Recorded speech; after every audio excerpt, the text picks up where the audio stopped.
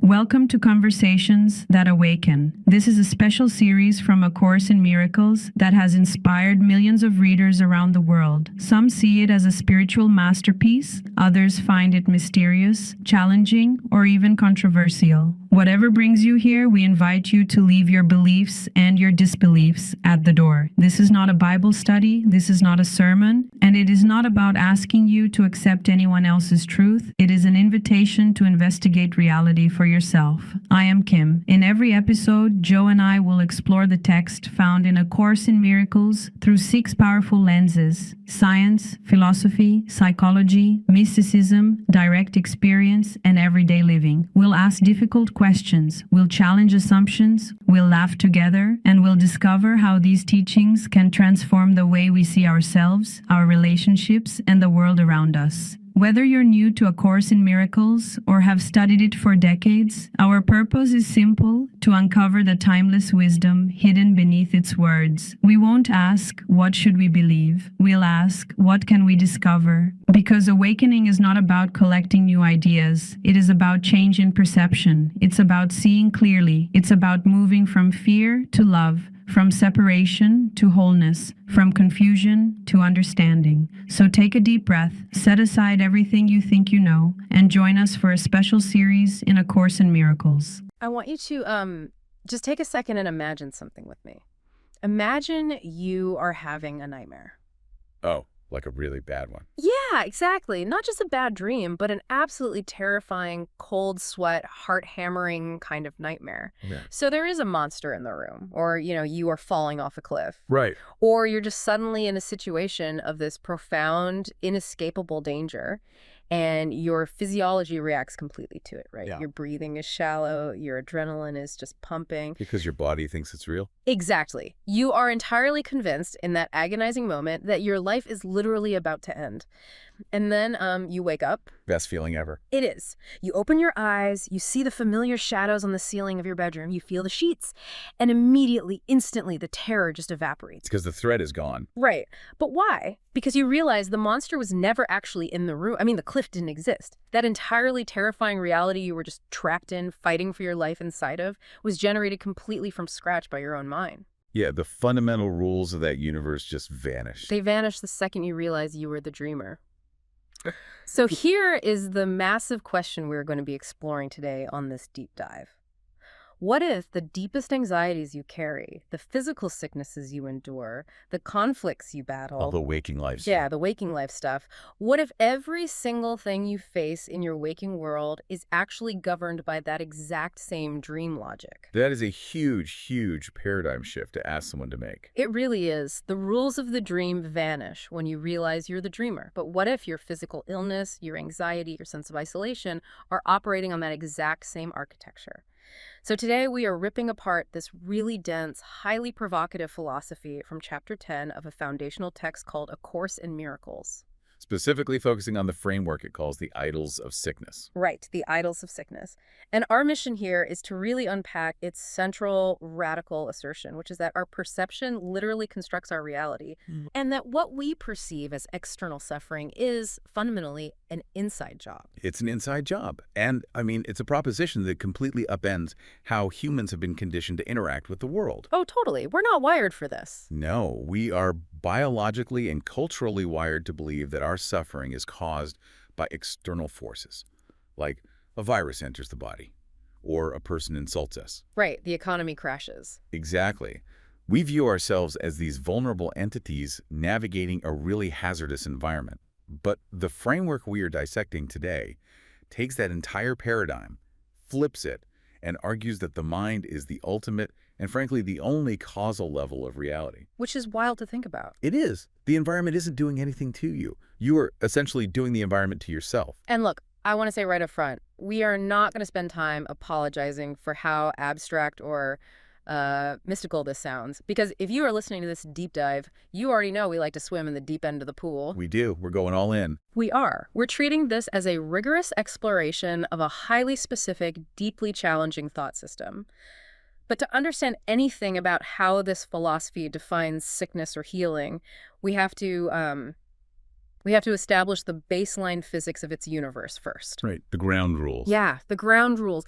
We have to look at how it defines the word reality, because it is definitely not talking about atoms and gravity. No, not at all. If you approach this material using our conventional sort of Newtonian definitions of physical reality, Yeah. the logic will immediately collapse on you. Okay, so where do we start? Well, the entire system is built on this rigid, uncompromising dichotomy between what is eternal and what is ephemeral. The core argument establishes its baseline right out of the gate by asserting that absolutely nothing beyond yourself can make you fearful or make you loving, Because... for the simple reason that nothing actually exists beyond you. Okay, let's hold on that for a second. Yeah. Nothing exists beyond you. I mean, that sounds like solipsism on steroids. I know it does. It sounds like the claim is that the boundary between me and the rest of the universe is a total hallucination. It is a form of non-dualism, definitely, but it's highly specific. To really grasp this, we have to look at how this framework defines the concept of God, or the ultimate reality. And we have some really good context for this from another source we've looked at, right? Yes, absolutely. It's so helpful to bring in Joe Bandra's perspective here from In Conversations That Awaken. Bandra gives us this perfect lens for it. He defines God as the divine creative principle. The divine creative principle. I love that phrasing. It's so precise. It means God is not a separate supernatural person outside the universe. Not a guy on a cloud with a clipboard. Exactly. Not a cosmic judge or a manager of the universe. Mhm. Instead, it's the formless, timeless, intelligent reality from which everything arises. It's the source of existence, consciousness, and infinite potential. So it's expressing itself as the universe. Yes. Like Bandra says, God is not a person controlling reality. God is the creative principle appearing as reality and awakening as you. And that is the crucial pivot for understanding this text. Okay, so if God is the creative principle appearing as reality, then this principle didn't build you as a separate object. Right. Not the way a carpenter builds a chair. It extended itself as you. You are literally part of it. So anything created by this principle has to share its attributes. Precisely. Because you are a direct extension of this ultimate reality, nothing except that reality can actually have any absolute existence. Okay, I follow that. So the logical conclusion drawn here is that if you are part of an eternal, indivisible wholeness, then the ephemeral things, the temporary, changing, threatening things we encounter every day, they just cannot be real. They belong to a different category altogether. Exactly. The eternal is classified as reality. The ephemeral is classified as illusion. And this leads to the ultimate, rather intimidating conclusion about human agency in this text. The idea that your holy mind establishes literally everything that happens to you. Every single response you have. Yeah, every response you have to everything you perceive is entirely up to you because your mind is determining the perception in the first place. But I need to push back on this immediately. I figured you would. Go for it. Just from the perspective of basic, undeniable human experience. If I am walking through my house in the dark, right, and I brutally smashed my bare toe into the leg of a heavy wooden coffee table. Ouch. Yeah, terrible pain. That table caused the pain. The physical density of the wood colliding with the nerve endings in my toe caused a massive, undeniable physiological reaction. No one is arguing it doesn't hurt. But how does this philosophy justify the claim that nothing external causes our experience? Is it literally just denying that the table exists? It is not denying that you experience the pain. The throbbing toe is a very real experience within the context of the physical world. Okay, so it acknowledges the physical world. Well, sort of. Where the philosophy diverges is in its explanation of what the physical world actually is. It doesn't deny the experience, but it categorizes the entire physical realm, the space where toes can be stubbed and bodies decay, as a projection. Like a hologram. It uses the concept of imagination. The idea is that you can violate the laws of ultimate reality within your imagination, but you can never actually escape those laws. Meaning I can imagine I am vulnerable and I can experience the consequences of that imagination, but my fundamental nature remains untouched. Yes, perfectly said. The physical reality we navigate is essentially treated as an incredibly immersive dream. You believe the table causes the pain, and within the localized rules of the dream you've constructed, it absolutely does. Right, because I agreed to the rules of the dream. Exactly. Yeah. But the argument is that this entire scenario, the table, the toe, the physics of the collision, is a perception chosen by a mind that has actively forgotten its true, formless nature. My mind determined the perception of a physical world. Yep.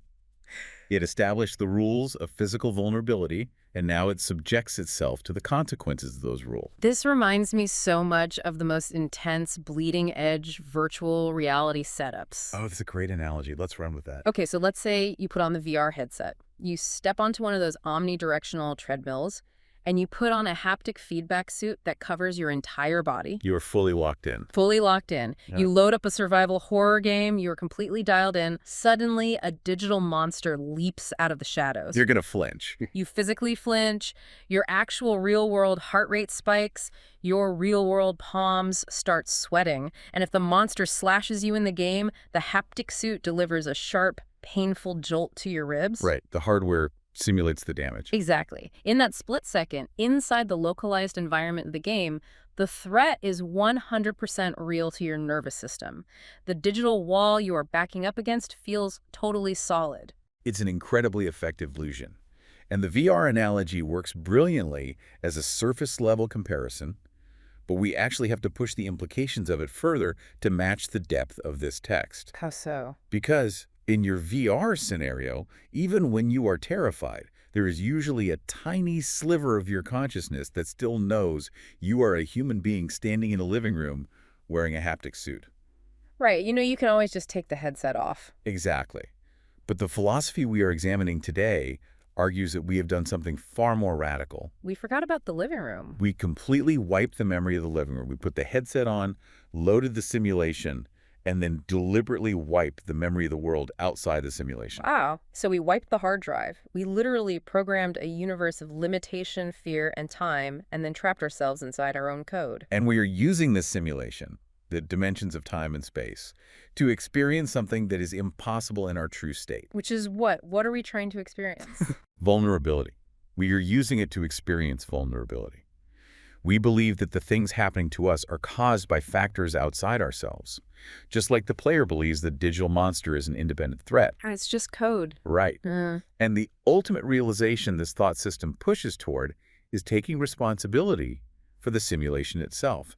The eternal aspect of you, the part that remains safely outside the headset the divine creative principle Bandra talks about, cannot be slashed by a digital monster. It's invincible. Okay, so the suffering is an inside job because we are literally generating the universe in which we suffer. That's the core premise. But if we follow this logic, it immediately begs a massive, honestly, deeply uncomfortable question. Let me guess, why would we do it? Yes. If our minds are so incredibly powerful that we can manifest a universe of physical laws, and if we are entirely safe within our eternal reality, why on earth do we constantly feel threatened? It's the multi-million-dollar question. Right.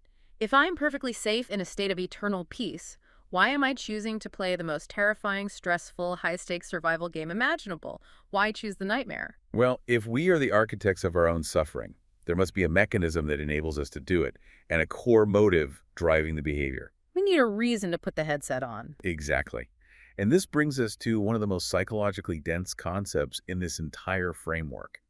It's the idea of the split mind and the deliberate decision to dissociate. Because to suffer in a simulation you created, you have to successfully hide the controls from yourself, right? You have to. The human condition, according to this philosophy, is fundamentally defined as a state of self-imposed exile. The text says we are at home in God, dreaming of exile. Dreaming of exile. That's so poetic, but so tragic. It really is. And the mechanism that makes this possible is a split in the mind. A part of the mind essentially builds a massive wall against its own knowledge. It banishes itself from the awareness of its own perfection and safety. So it's the ultimate act of dissociation. Yes, but with a twist. What's the twist? Because when we talk about dissociation in modern psychology, it's usually framed as a passive response, like a response to overwhelming trauma. Right, like an involuntary defense mechanism. Yeah, or just a failure of memory. I forgot where I left my keys, I blocked out a car accident, it feels passive. But the language used in this text makes it sound incredibly active. It describes dissociation as a deliberate strategic decision to forget. It is entirely strategic. The argument relies on a profound point about the mechanics of awareness. It says that you cannot dissociate from something unless you first fully know it. Oh, wow. So knowledge has to precede the forgetting. Exactly. Knowledge must precede dissociation. Therefore, the amnesia we suffer from isn't an accident. It is an active, continuous effort to maintain a blind spot. That sounds exhausting. It is completely exhausting, and the psychological consequence of this is fascinating. The baseline fear we experience in our daily lives, that humming anxiety so many of us carry around all the time. The existential dread. Yes, that dread isn't actually caused by the terrifying things we think are out there in the world.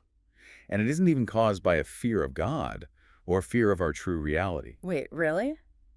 Then what is causing the baseline terror? The fear is generated by the act of dissociation itself. Okay, let's unpack that, because that is a complex psychological knot.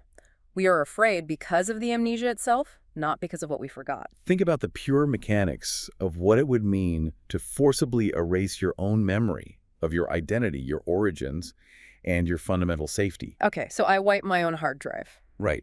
If you succeed in doing that, the natural, unavoidable resulting state is going to be sheer terror. You wake up in a strange place, occupying a vulnerable physical form subject to decay and gravity, with absolutely no idea how you got there or who put you there. Because I hid the evidence of my own creation from myself. Yes. So the terror isn't caused by the room you woke up in. The terror is the structural consequence of having violently split your own mind. That makes so much sense. We feel this background radiation of fear constantly, and because we don't understand its origin, we project it outward. We have to attach it to something to make sense of it. Right. We attach the fear to physical sickness, to financial insecurity, to other people's opinions. But the root of the fear is always internal. It is the suppressed guilt and terror of having attacked our own truth. We are constantly teaching ourselves that we are not what we are. We accept this terrifying imitation of life because we actively deny the reality of who we are. Okay, but we still haven't answered the motive. The why. Yes, the why. Why would any consciousness actively choose to exile itself from a state of perfect peace, infinite knowledge, and invulnerability? What possible payoff could justify that level of self-sabotage? This is where we confront the core motive of the ego. Why choose the nightmare? The answer provided by this thought system is incredibly difficult to swallow, but it is logically consistent within its framework. Give it to me. We make this insane decision because we believe it gets us something we want more than peace. What could a mind possibly want more than perfect peace? Autonomy.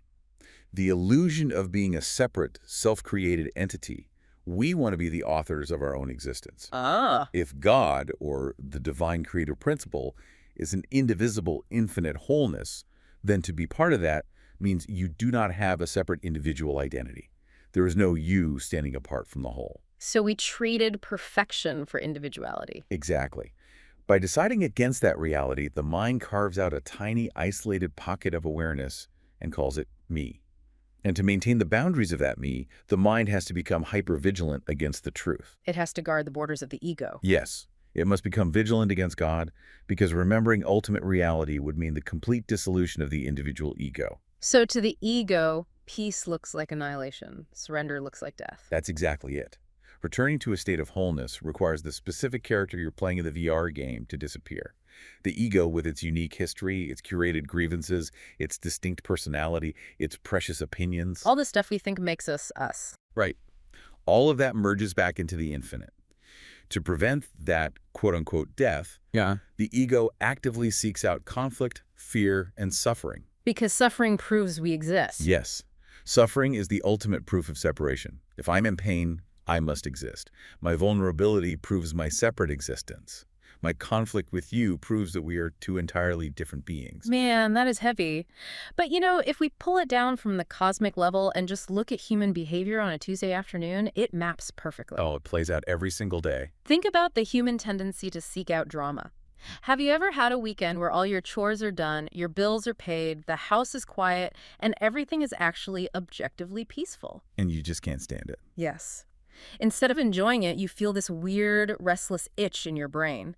Suddenly, you find yourself bringing up an old argument with your partner. Or you open social media specifically to find a political opinion that enrages you. Doom scrolling to feel something. Exactly. Or you start obsessively worrying about a minor comment your boss made 3 days ago. It is almost as if pure peace feels too unfamiliar or too deeply vulnerable. It requires us to drop our armor. It requires us to surrender control, so we unconsciously choose drama, stress, and conflict simply to remind ourselves that we are here, we are separate, and we are fighting for survival. We choose the familiar tension of the ego over the unfamiliar surrender to peace. It's the perfect microexample of the macro mechanic. We choose the havoc because it reinforces our boundaries. The decision to identify as a separate, vulnerable physical being is fundamentally an attack on our own eternal invulnerability. We attack ourselves first by choosing the limitation of the body. Exactly. We lock ourselves in. And this desperate need to prove that we are separate, vulnerable entities living in a hazardous environment brings us directly to the most provocative, honestly radioactive concept in this entire philosophy. Here we go. If we are deliberately making ourselves vulnerable to prove our separation, then how does this framework define physical illness? This is where we hit the concept of sickness as a form of idolatry. Right. And this is the juncture where the thought system demands the most radical paradigm shift from the reader. It completely obliterates the medical and biological definitions of what it means to be sick. It just throws them out the window. Pretty much. Yeah. The logic follows a very strict path. If you are an extension of the divine creative principle, and that principle is perfect love and infinite power, it cannot suffer. Love cannot suffer because it does not attack itself. Okay, following the logic. Therefore, if the eternal reality cannot suffer, and you are part of that reality, then the sickness you experience must be an illusion, and it categorizes this illusion specifically as an idol. Okay, let me quote the exact phrasing from the text because the language here is incredibly sharp. It says that a sick God must be an idol, made in the image of what its maker thinks he is. Which is a profound statement. It really is. And that is exactly how the ego perceives us, as a sick God. Yeah. Self-created, self-sufficient, very vicious, and very vulnerable. To understand the weight of this, we have to look at the historical and psychological function of an idol. What actually is an idol? Well, historically, it's a physical object, right? A statue of wood or stone created by human hands. Right. People worship this object and attribute immense power to it. They sacrifice to it out of fear, hoping to appease it and control the uncontrollable forces of nature. But the statue itself has zero inherent power. It's just wood. Exactly. All its power is granted by the belief of the worshiper. The philosophy applies this exact definition to physical sickness. It argues that sickness is not a biological accident or a random mutation of cells. It is the deep-seated psychological belief that power can be taken away from you. Let me repeat that. Sickness is the belief that power can be taken from you. Yes. And because you are an extension of ultimate power, this belief is fundamentally false. Sickness is an idol we construct to represent our belief in vulnerability, and then we bow down to it. Okay, stop right there. I have to step in and push back on this with everything I've got on behalf of anyone listening who is currently battling a severe illness. It's a very necessary pushback. Because if you take this at face value, it sounds like the most extreme form of cosmic victim blaming imaginable. It absolutely can sound that way. I mean, if someone has stage 4 cancer or a debilitating autoimmune disease or a chronic pain condition that makes every single day a living hell, this text seems to be saying, you are worshiping a false god of vulnerability. You chose this to prove you are separate from God. Which sounds incredibly cruel. It sounds harsh, judgmental, and lacking in basic human compassion. How on earth do we square that? How do we engage with this idea without alienating everyone who is suffering? It is the most vital question to ask, and it highlights why it is so dangerous to mix the levels of this philosophy with conventional human morality. What do you mean by mixing levels? If we view this through our normal societal lens of guilt, blame, and victimhood, it sounds horrific. But the philosophy explicitly requires us to detach from that moral framework. It is not assigning moral blame. So it's not saying it's their fault. It is never saying you are a bad person for getting sick or you failed some sort of spiritual test. Instead, it is pointing out the terrifying, awe-inspiring, and ultimately liberating power of the human mind. Okay, help me see the liberation in it. The ego uses the physical body, and specifically the sickness of the body, as its ultimate proof that the spirit does not exist. Sickness is the ego's undeniable evidence that we are fragile biological machines subject to decay. So the text isn't blaming the victim. No, it is attempting a much more radical maneuver. It is asserting that there is no victim because the threat is happening within a simulation. It's saying the ego uses sickness as a shield against waking up. Exactly. It is a shield against returning to wholeness. Sickness reinforces the core premise of the separate self. I am a body, I'm fragile, I am subject to laws outside my control, therefore I cannot be a part of eternal perfection. I see. So the goal of pointing out that sickness is an idol isn't to induce guilt. Not at all. It is to reveal that the idol has no actual power over you. The text explicitly states that the idols are nothing. They are empty. God, or ultimate reality, isn't punishing the sick person. Ultimate reality is simply waiting for the mind to wake up from the nightmare it is terrifying itself with. There's a line in the text. The idols are nothing, but their worshippers are the sons of God in sickness. That distinction is so crucial. The sickness itself is a zero. It's just code in the VR game. Right. It has no structural reality in eternity. It only possesses the power we grant it by believing in it, by organizing our lives around it, by making it our primary identity. And we do protect our sicknesses. We really identify deeply with them. In modern culture, we often build entire communities around shared vulnerabilities. Our illnesses become our story, our excuse, and our armor. Yeah, they do. The philosophy suggests that as long as we value this vulnerable image of ourselves, we remain sick. It links sickness directly to a profound lack of self-worth. When you forget that you are a part of perfect love, you lose your value for yourself, and you manifest that lack of value as physical or emotional vulnerability. So the realization that sickness is an inside job isn't a life sentence of guilt. It's the key to the prison door. If I made the idol and the idol is nothing, then my allegiance to it is the only thing keeping it active. Exactly. You unmake it by withdrawing your allegiance. We made the god of sickness in time, but we didn't create it in eternity. Therefore, it can be unmade. But if we accept this massive shifting perspective, if sickness isn't a biological failure but a spiritual illusion we are actively worshiping, then our entire modern medical paradigm is suddenly called into question. Oh, it completely redefines medicine. Right. If physical intervention, pills, surgeries, chemotherapy, isn't addressing the root cause, but it's just rearranging the furniture inside the burning house of the simulation, how do you actually put out the fire? That's the real question. If physical intervention isn't the true cure, what is the actual mechanism for fixing a split mind? This is where the framework transitions from diagnosis to treatment, and its mechanics of true healing are profoundly interpersonal. Healing is not something you achieve in a vacuum by meditating on a mountaintop alone. So it requires other people. It does. The mechanism of healing relies on the fact that, at the level of reality, minds are not separate. There is only one shared mind experiencing itself through the illusion of billions of fragments. Okay. Therefore, the way you heal the mind is by altering how you perceive the fragments around you. You heal your brother simply by accepting God for him. Accepting God for him. Yeah. What does that actually look like in practice? I mean, how do I accept ultimate reality for someone who is coughing up blood or crippled by severe anxiety? It goes back to the concept of value we just touched on. The text proposes that health in this physical world is the direct counterpart of value in eternity. When someone is sick, they are entirely trapped in the nightmare. They are fully convinced that they are a vulnerable, isolated, decaying body with zero intrinsic value. They are completely bought into the illusion. Exactly. Now, if you look at that person, you buy into their nightmare. If you look at their physical symptoms and silently agree, yes, you are a fragile, broken body, and this terrible disease is your ably reality, you are failing to heal them. In fact, you are doing the opposite. The philosophy argues that to believe a person is sick is to worship the exact same idol they are worshiping. Exactly. If you buy into the absolute reality of their illness, you are validating the rules of the ego's VR game. You are joining them in their belief in vulnerability. So what's the alternative? True healing requires a radical, almost superhuman shift in perception. It requires the healer to look directly past the blinding physical evidence of the sick body, past the symptoms, past the fear, and deliberately remember the eternal truth of that person's identity. You are holding the knowledge of their invulnerability in your mind because their mind has forgotten it. Yes. And because minds are fundamentally joined beneath the surface of the simulation, your certainty can literally transmit into their confusion. It bridges the gap. There's this beautiful poetic metaphor used in this section to describe the mechanics of this perception.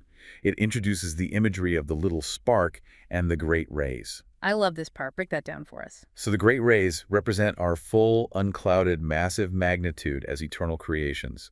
It is the blazing light of our true nature.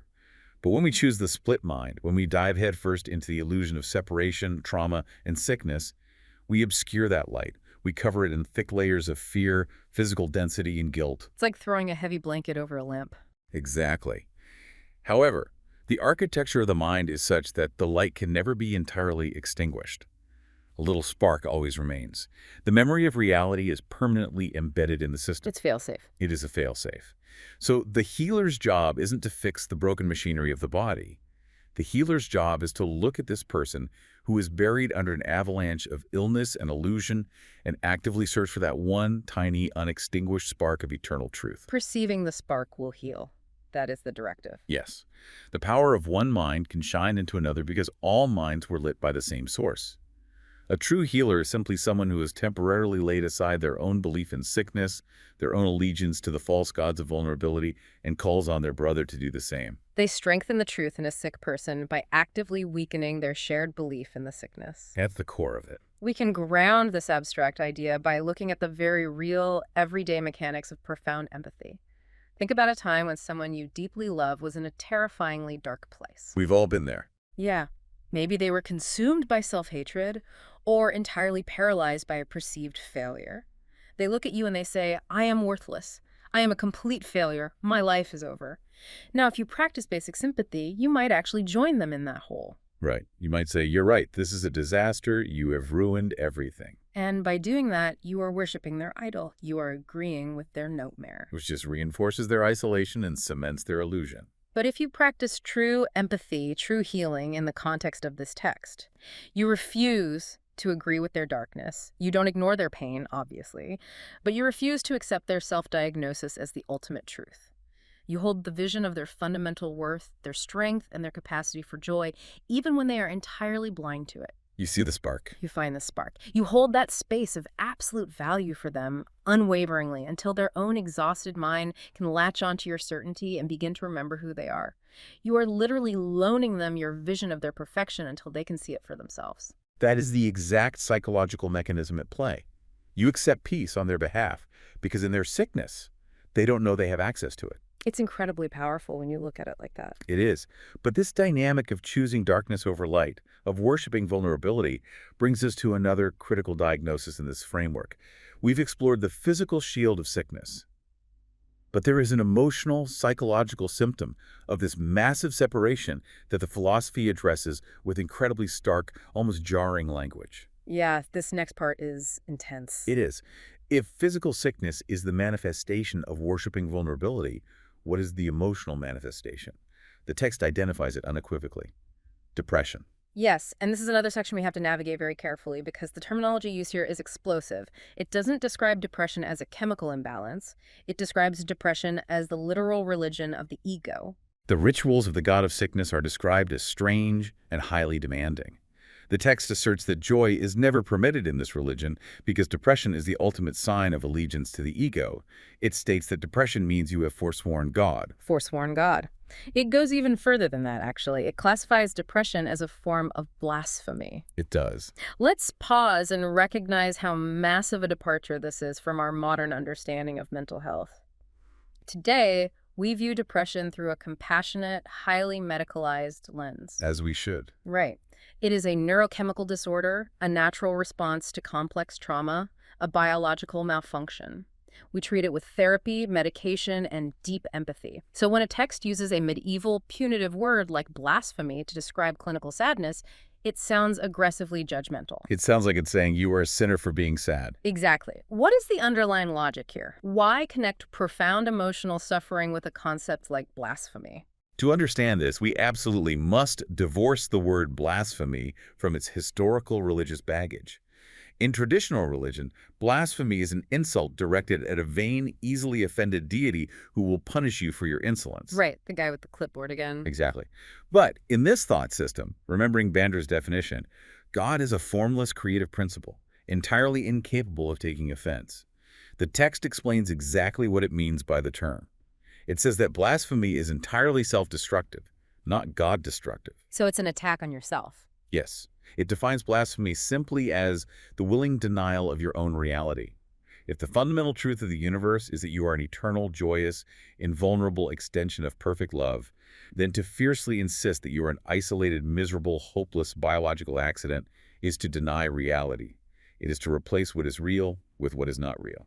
So allegiance to the denial of joy is the ego's religion. The ego demands depression because genuine, uncaused joy is the greatest threat to its existence. Absolutely. If you are deeply, fundamentally joyous, you don't need the ego's protective armor. You don't need its grievances. The ego thrives on lack. Joy is the experience of perfect fullness. Therefore, the ego must mandate depression to ensure its own survival.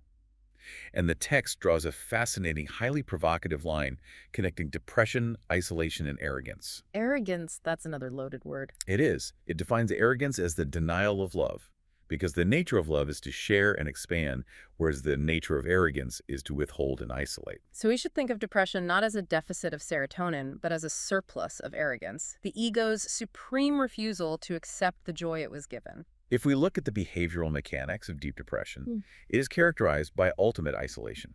It is a total withdrawal from sharing, a severing of connection from the flow of life. I mean, anyone who has been depressed knows that urge to just hide under the covers and shut the world out. Exactly. And the philosophy argues that this withdrawal is a form of profound arrogance because it is an insistence that you created yourself. It is the ego saying, I am an island. I am the author of my own misery. I reject the joy of the whole because accepting it means I have to admit I am not my own ultimate authority. It's the ego pouting on a cosmic scale. Basically, yes. It refuses the gift of perfect peace because accepting the gift requires acknowledging the giver. It would rather be the supreme ruler of a miserable, isolated kingdom than a joyous participant in a shared reality. That is the exact psychological posture being described. Depression is isolation. And because ultimate reality creates by sharing, isolation cannot be real. It is a self-imposed hallucination. But even while using such stark terms as blasphemy and arrogance, the framework offers an incredibly compassionate exit strategy. It does. It doesn't leave you stranded there. Right. It explicitly states, Son of God, you have not sinned, but you have been much mistaken. That distinction changes everything. It really does. A sin is a permanent stain that demands punishment and retribution. A mistake is just an error in calculation that simply needs to be corrected. You don't punish a math error, you just fix it. Exactly. The philosophy is saying, you haven't permanently ruined your soul. You haven't destroyed reality. You just got completely lost in the VR game. You made a bad calculation based on fear. But because what you deny, you must have once known, you still have the capacity to accept the undoing of that denial. The exit strategy is the willingness to look directly at the idols you've constructed, the physical sicknesses, the heavy depression, the endless conflicts, and recognize them for exactly what they are. Which is nothingness. It's a code. Nothingness. Which brings us to the final major theme of this deep dive. We've mapped the architecture of the split mind. We've seen how it manufactures sickness as a shield and mandates depression as a religion to protect its isolated identity. So how do we actually break the loop? How do we get out? Yeah. If we are sitting in the chair wearing the headset, traumatizing ourselves with our own code, how do we reach up and take the headset off? The framework suggests that breaking the cycle requires a fundamental binary choice about how we perceive reality, specifically contrasting the use of magic versus religion. And the experience of time versus eternity. Right, let's break those down. Well, the text frames this as a choice between two entirely incompatible systems of thought. It states that all magic is an attempt to reconcile the irreconcilable, whereas all true religion, meaning true spiritual recognition, is the acceptance that the irreconcilable cannot be reconciled. We need to define magic clearly here, because it's obviously not talking about pulling rabbits out of hats or casting spells. No. In the lexicon of this philosophy, magic refers to any attempt by the ego to solve a problem on the level of the illusion, without ever addressing the mind that is projecting the illusion. Oh, that's interesting. Magic is attempting to manage the nightmare without waking up. It is trying to keep your belief in vulnerability, but make it painless. It is trying to hold on to your furious anger at a coworker, but magically avoid the physiological stress cortisol causes in your body. It is trying to mix the laws of ultimate reality with the laws of chaos. It's like having a massive, life-threatening brain tumor that is causing terrible headaches and deciding that the ultimate cure is taking a single Advil every 4 hours. That's a perfect analogy. The Advil is magic. It temporarily suppresses the symptom within the illusion of the body, making you feel slightly better for a moment, but it fundamentally refuses to acknowledge or address the root cause of the disease that is actually killing you. And we spend almost all of our human energy practicing magic. We really do. We buy new products to cure our internal sense of lack. We change partners, hoping to cure our internal sense of unworthiness. We take pills to suppress the physical manifestations of our psychological terror. We're endlessly trying to negotiate a comfortable truce with the nightmare. We just want a more comfortable cell. Exactly. We try to balance the plates of our illusions. And the philosophy tells us flatly that this is impossible. You cannot reconcile sickness and perfection. If you are an eternal creation, you are perfect.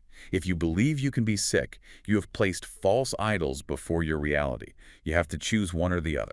And this impossible negotiation with illusions is intimately tied to how we interact with time. The text says that time itself is a choice. Yes. It says, if you allow yourself to become preoccupied with the temporal, you are living in time. As always, your choice is determined by what you value. This is where the abstract philosophy hits the pavement of daily application. Where is your attention directed? What do you actually value? Where is your focus? Right.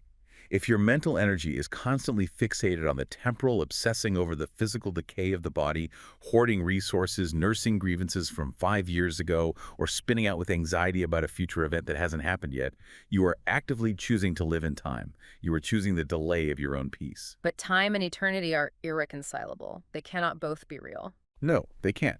If you want to experience eternity, you have to withdraw your absolute value from the temporal. The text offers an incredibly bold promise regarding this choice, actually. It says that you will remember everything, your true identity, your absolute safety, the instant you desire it wholly. Instantaneously. It is instantaneous. The moment you completely stop wanting the conflict, the moment you start deriving a twisted sense of value and identity from your sickness or your depression, the illusion structurally collapses. You literally just have to stop negotiating with the monster in the dream. But doing that requires a profound, unflinching willingness to judge unreality for what it is. The text points out that to know reality, you must be willing to evaluate nothingness truly and then let it go. You have to look at it head on. You have to look directly at the illness, look directly at the depression, look directly at the failing bank account, and calmly recognize, this is not the ultimate truth of what I am. This is a temporary manifestation of a split mind. It is nothingness. Therefore, I will no longer grant it the power to dictate my peace. You will see nothing at all, and your vision will automatically look beyond it, to what is in you and all around you. Reality cannot break through the obstructions you interpose, but it will envelop you completely when you let them go. It's just waiting for us. We don't have to build reality. We don't have to fight our way to peace. We just have to stop holding the door shut. We have to drop the heavy, exhausting shields of sickness, grievance, and isolation we've been carrying to protect an ego that isn't even real. And the inevitable result of dropping those obstructions is peace. The entire philosophical journey outlined in this text is a migration from the agonizing, frantic complexity of the ego's defenses back to the pristine simplicity of reality. It is waking up from the terrifying dream of exile and realizing you never actually left home. It's beautiful. So let's pull all these threads together. Let's do it. We have taken a deep dive into an incredibly demanding, paradigm-shattering framework today. We started with the radical premise that the external world is entirely incapable of dictating our peace because the external world is a projection of our own minds. We examine the mechanics of the split mind, the deliberate, strategic decision to induce amnesia and forget our eternal safety, all driven by the ego's desperate desire to play the role of an autonomous, separate creator. We tackled the most challenging concepts in the text. The assertion that physical sickness and deep depression were not biological inevitabilities, but strategic choices. They are false idols we manufacture and worship to prove our vulnerability, maintain our isolation, and shield ourselves from the terrifying surrender required by perfect peace. And we explored the alternative. We looked at the mechanics of true healing, which has nothing to do with fixing the physical illusion with magic, but everything to do with shifting perception. Healing happens when we look past the nightmare and steadfastly value the unbroken, eternal spark in one another until the blazing reality of that light obscures the illusion completely. It is a framework that strips away every excuse we have ever made for our suffering. It demands total, uncompromising responsibility. But in exchange for that responsibility, it offers the ultimate prize: absolute invulnerability. You can't be hurt if you're the one dreaming the world. Exactly. It tells us that we are the sole authors of our own suffering, which means, wonderfully, beautifully, we possess the absolute power to stop writing that story whenever we choose. Whenever we are finally ready. As we wrap up this deep dive, I want to leave you with a final echoing thought. I want you to take this vast cosmic philosophy and apply it to the most mundane, irritating part of your life right now. Make it practical. Think about the one recurring frustration you have. the persistent conflict with a family member, the chronic stress about your career, or the sickness, physical or emotional, that you constantly complain about. The thing you have built your current story around. The text we explored today argues that your holy mind establishes everything that happens to you. Everything. Everything.